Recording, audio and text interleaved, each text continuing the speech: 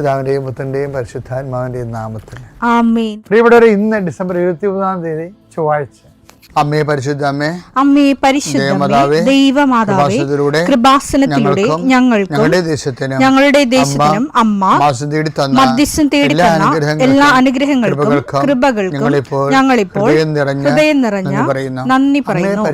അമ്മേ പരിശുദ്ധമ്മേ ദൈവമാതാവേ, 2004 ഡിസംബർ 7 ഉച്ചകഴിഞ്ഞ് 2:30 കൃപാസനത്തിൽ സംഭവിച്ച അമ്മയുടെ പ്രത്യക്ഷപ്പെടലിനെ കുറിച്ച് തിരുസഭയ്ക്ക് സമർപ്പിച്ചിരിക്കുന്ന പഠനരേഖകളുടെ സഭാത്മകമായ പഠനം ആരംഭിക്കുവാൻ ഞങ്ങൾ പ്രാർത്ഥിക്കുന്നു.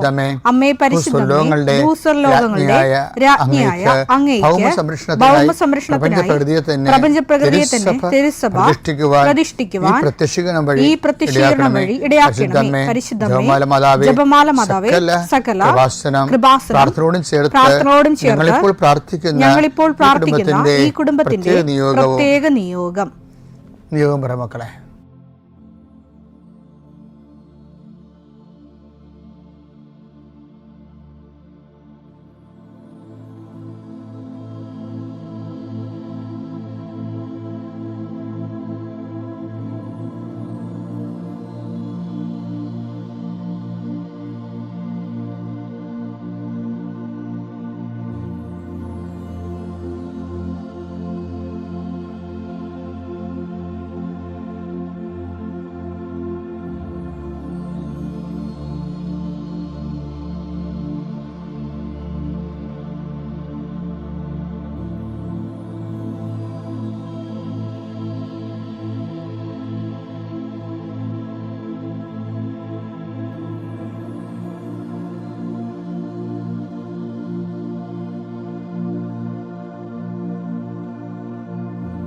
അമ്മയുടെ പ്രത്യക്ഷീകരണത്തിന്റെ ഈ അനുഗ്രഹവേളയിൽ ഞങ്ങൾക്ക് സാധിച്ചു തരുവാൻ കനിയണമേ. ആമേൻ. വിശ്വാസ പ്രമാണം.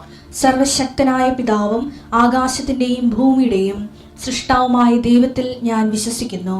അവിടുത്തെ ഏകപുത്രനും ഞങ്ങളുടെ കർത്താവുമായ ഈശോ മിശിഹായിലും ഞാൻ വിശ്വസിക്കുന്നു.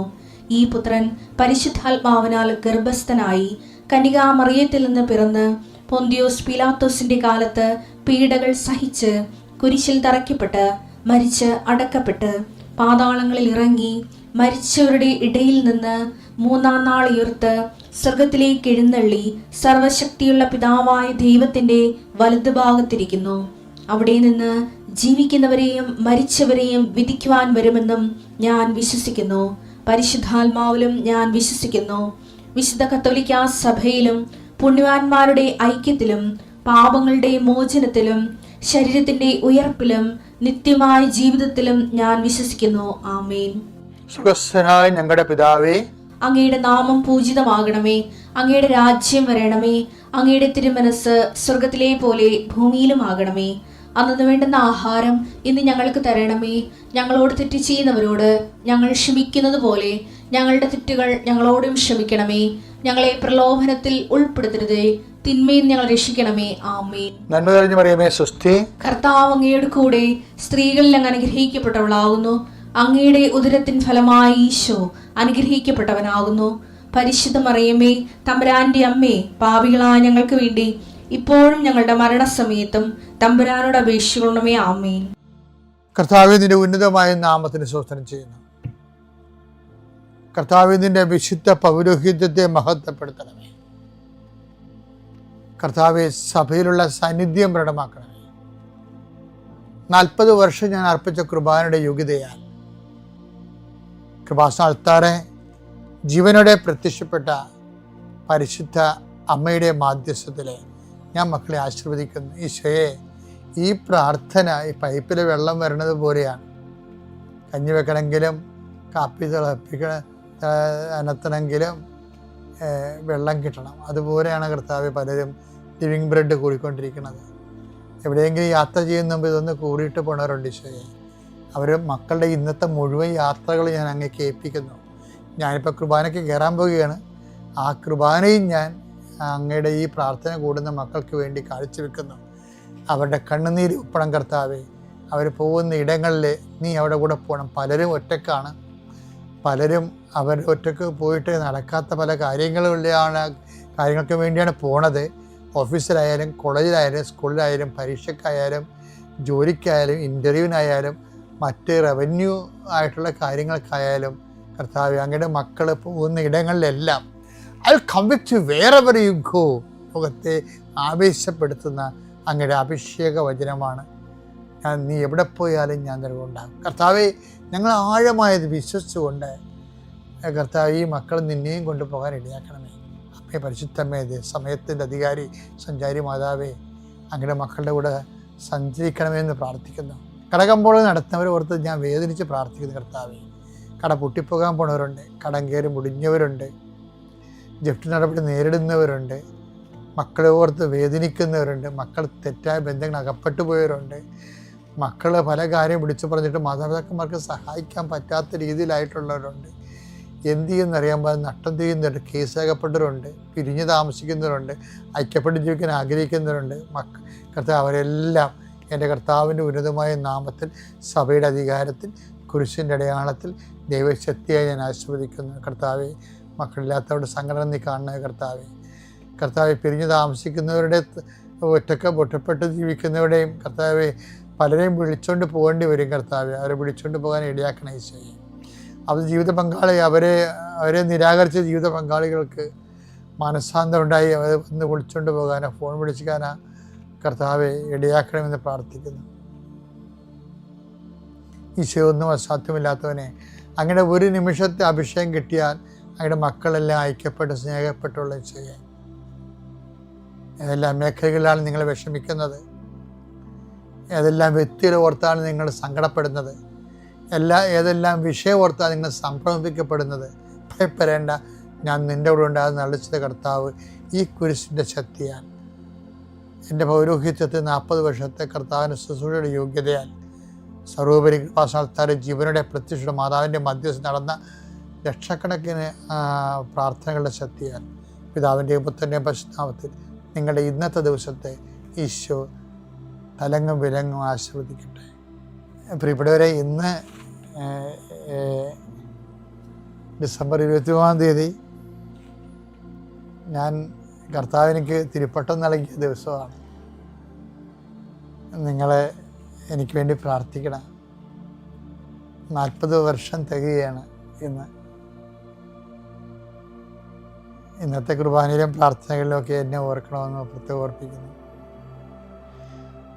എൻ്റെ പ്രിയപ്പെട്ടവരെ, ഇത് നമ്മൾ ഇന്നലെ കണ്ടതിൻ്റെ ബാക്കിയാണ്.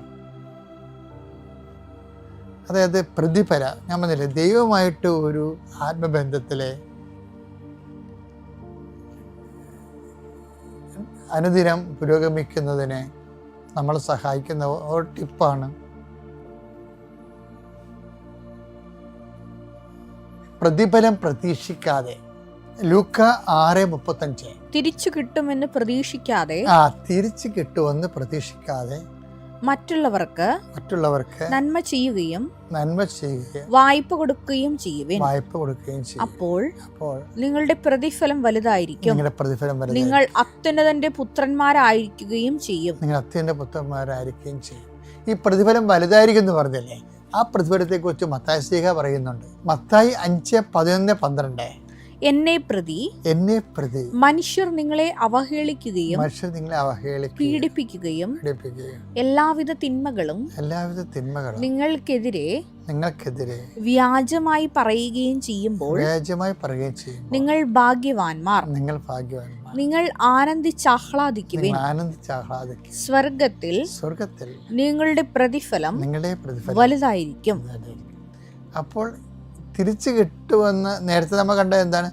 തിരിച്ചു കിട്ടുമെന്ന് പ്രതീക്ഷിക്കാതെ നന്മ ചെയ്യുക, നിങ്ങളുടെ പ്രതിഫലം വലുതായിരിക്കും. ആ പ്രതിഫലം എവിടെയാണ്? നിത്യതയിലെ പ്രതിഫലത്തെക്കുറിച്ചാണ് പറയണത്. അപ്പോൾ ഇതിനകത്ത് ടിപ്സ് എന്ന് പറഞ്ഞാൽ എന്താണ്? ദൈവത്തിരുസന്നിധിയിൽ മൂല്യം ഉണ്ടാകാൻ വേണ്ടി, നമ്മളെ പരിഗണന അർഹയാകാൻ വേണ്ടി എന്ത് ചെയ്യണം? നമ്മൾ ഒത്തിരിയേറെ ഇൻവെസ്റ്റ് ചെയ്യണം. അതാണ് തിരിച്ചു കിട്ടുന്നത്. ഇപ്പോൾ ഈശോ മനുഷ്യന്മാരുടെ കൂട്ടത്തിലേതാണ് അത് പറഞ്ഞത്. അപ്പോൾ തിരിച്ചു കിട്ടുമെന്ന് കരുതാതെ വായ്പ കൊടുക്കുക എന്നൊക്കെ പറയണേ. പക്ഷെ നമ്മൾ ടിപ്സ് എന്ന് പറയണത് നമ്മൾ ദൈവത്തോടും ഇതുപോലെ തന്നെ ആയിരിക്കണം. കാര്യം എന്താണ്? നമ്മളിപ്പോൾ ഓരോ അനുഗ്രഹത്തിന് നന്ദി പറയുന്നു, നമുക്കൊരു ദൈവത്തെ നമ്മൾ അനുഗ്രഹിക്കുന്നു, നന്ദി പറയുന്നു. ദൈവം നമ്മൾ അനുഗ്രഹിച്ചില്ലേ നമ്മൾ നന്ദി പറയത്തില്ല, അതിന് പകരം നമ്മൾ വേറെ വല്ലതും പറയും. ഒന്നില്ല മോന്തം കയറ്റെങ്കിലും നടക്കും, അല്ലെങ്കിൽ പ്രാർത്ഥനയെങ്കിലും കുറക്കും. അപ്പം ഈ ഐറ്റംസ് ആണ് ഉള്ളതെന്നൊക്കെ ദൈവത്തിന് അറിയാം, എല്ലാം അറിയാം. അതുകൊണ്ടാണ് ഇനി ഒരു കാലത്ത് നന്ദി പറഞ്ഞാലും ദൈവത്തിന് അത് പറഞ്ഞാൽ പറയാത്ത ഒരു പോലെ ഇരിക്കണതിൻ്റെ കാരണം, ഇത് കിട്ടാതിരുന്നെങ്കിൽ നീ ദൈവത്തിന് പ്രാർത്ഥനയെങ്കിലും കുറച്ച് വരുന്നേ. അതുകൊണ്ട് എപ്പോഴും നമ്മൾ ശ്രദ്ധിക്കേണ്ടത്, എപ്പോഴും ദൈവതിരുസന്നിധിയിൽ നിന്ന് അഡ്വാൻസ് നിക്ഷേപം ഉണ്ടാണ് നമുക്ക്. അതാണ് ഇതിൻ്റെ ടിപ്സ് എന്ന് പറയുന്നത്. അഡ്വാൻസ് സൽപ്രവൃത്തികളായാലും ശരി, പ്രാർത്ഥനാ ജീവിതമായാലും ശരി, സുവിശേഷ കൈമാറ്റമായാലും ശരി, ഒന്നും പ്രതീക്ഷിക്കാതെ. ഈശോ എന്താ പറഞ്ഞത്? നിങ്ങൾ ഒന്നും പ്രതീക്ഷിക്കാതെ തിരിച്ചു കിട്ടുമെന്ന് ഓർക്കാതെ നന്മ ചെയ്യാൻ പറഞ്ഞു. അത് മനുഷ്യരോട് ചെയ്യാൻ പറഞ്ഞെങ്കിൽ അത് അപ്പോൾ ദൈവത്തിൻ്റെ മനസ്സിരിപ്പ് വ്യക്തമായില്ലേ? അതേ രീതി തന്നെ നമ്മൾ ദൈവത്തോടും ചെയ്യണം. ദൈവത്തിൽ നിന്ന് ഒന്നും പ്രതീക്ഷിക്കാതെ ദൈവത്തിന് വേണ്ടി ജീവിക്കണം. എന്നാൽ നിങ്ങൾ മൂല്യമുള്ളവരാകുകയും ചെയ്യും. ദൈവം നിങ്ങളെ പരിഗണിക്കുകയും ചെയ്യും, നിങ്ങളുടെ പ്രാർത്ഥനകളെ.